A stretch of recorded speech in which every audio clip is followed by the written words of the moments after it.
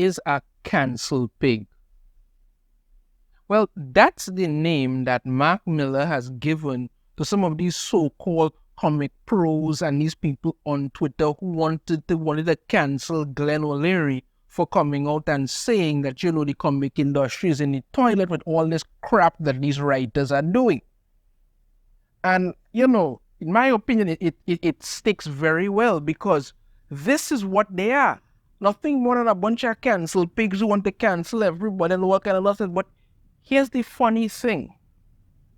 As I've said before, and I'll say again, these people have no power. What they are, a bunch of fickle, mindless individuals who live on Twitter and just go with however the wind blows. When time to pile on somebody, they're happy to do it. When they see the wind blow a different, they say, okay, you know what, and we jump on that, because all they want to do is hide behind screens and attack people. It makes their sad little lives somehow better without them realizing that, you know what, they are ultimately destroying themselves by being a bunch of nasty individuals. Think I'm wrong? Let's check this out.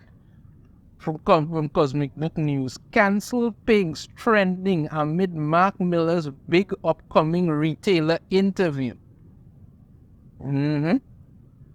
The comic book community is buzzing following comic shop owner Glenn O'Leary blasting comic book writers in that viral video. Yeah? Cancel pigs is now trending on Twitter, which comes just as comic book creator Mark Millar is set to interview comic book store retailers on Tuesday. Well, that already happened, but let's see. Okay, the comic book community has been buzzing ever since that video went viral of comic shop owner Glenn O'Leary blasting comic book writers. And this is what Glenn O'Leary had to say. Most of these new writers don't have the love of comics like these older writers had. All they care about is how can I put myself in the book. And like I said before, I said again, he's quite right. When you sit down to write Batman, I remember Chuck Dixon actually saying this in an interview once. He said that when he was working on Batman title, they used to sit around and think to themselves, how could we make the Batmobile cooler? They would sit and brainstorm for days about ways to change the Batmobile, ways to redesign it, things to add, things to do to make it cool, because they had that love. They wanted to say, you know what, Batman's Batmobile is most likely, it literally is the most famous vehicle in comics. That's it. Once you know Batman, you're looking for the Batmobile. You watch a Batman movie, you're looking to see what does the Batmobile look like. That's what it is. So they wanted to find ways to make the Batmobile cooler. When in God's green earth will you ever hear any of these new writers sit down and even attempt to think like that? They have no love for these things, none.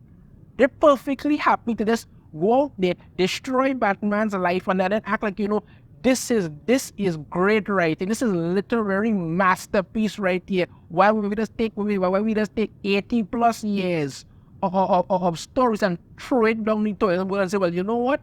This is what he deserves. That's what they're doing. Following the video being viewed over 1 million times, Mark Millar reached out and spoke with the store owner. Millar called those toxic comic pros who harassed O'Leary on Twitter cancel pigs. Now listen to this part, I'm going to read it very carefully. Yeah?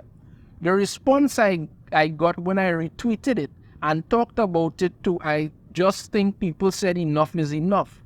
What's interesting is I call them cancel pigs, and it's the people who try and take other people down, try and destroy people online, said Millar.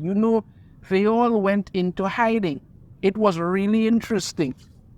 I think there was a couple of hours where it was the usual shenanigans, where they were looking to lynch someone, and then it just flipped, and everyone was like, oh no, hang on, this is actually quite shameful what they're doing, and people are deleting their tweets, because this is what I'm saying. These people are fickle. They believe nothing.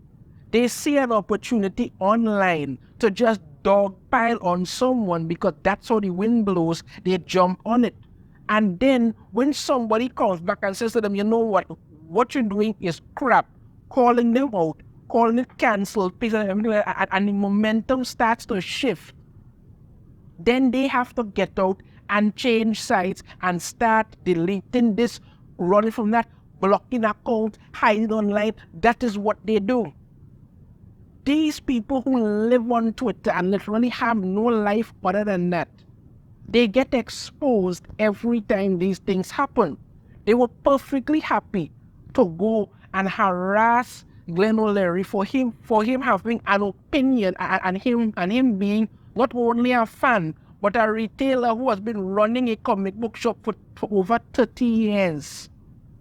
The man knows what it is he's saying. But no, they don't want to hear that.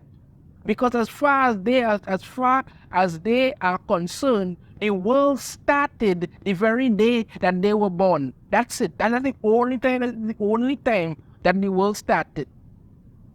Actually, no, I shouldn't even say that the world started the day they were born. The world started the day Twitter told them, listen, think this. That's it. That's it. That is what they do. That is what they are. That is their entire being exposed. You see it all the times, especially with some of these celebrities. Look at J.K. Rowling, for instance. She was heavy into it. Heavy into it. I don't subscribe to the whole left-wing, right-wing thing here, but let's use that as an example here. She was heavy into the left-wing leaning stuff. You understand me? Heavy into it. And then what she came out and stated quite publicly, which is true, biological men are men, biological women are women, and they turned on her. That is what they do. You must never disagree with them in any way, shape, or form. If they say the sky is orange and you look up and say, no, the sky is blue, they will turn on you. And the people who join in on them don't even know what the hell it is about. But they're just happy to join and do something because you know why? Their lives are so pathetic and this messed up that they need to make somebody else feel terrible to make themselves feel good. That is it. What kind of life is that to live? What are you really teaching yourself? What are you really teaching others? And you want to just go out there and attack people because why? Because somebody told you to?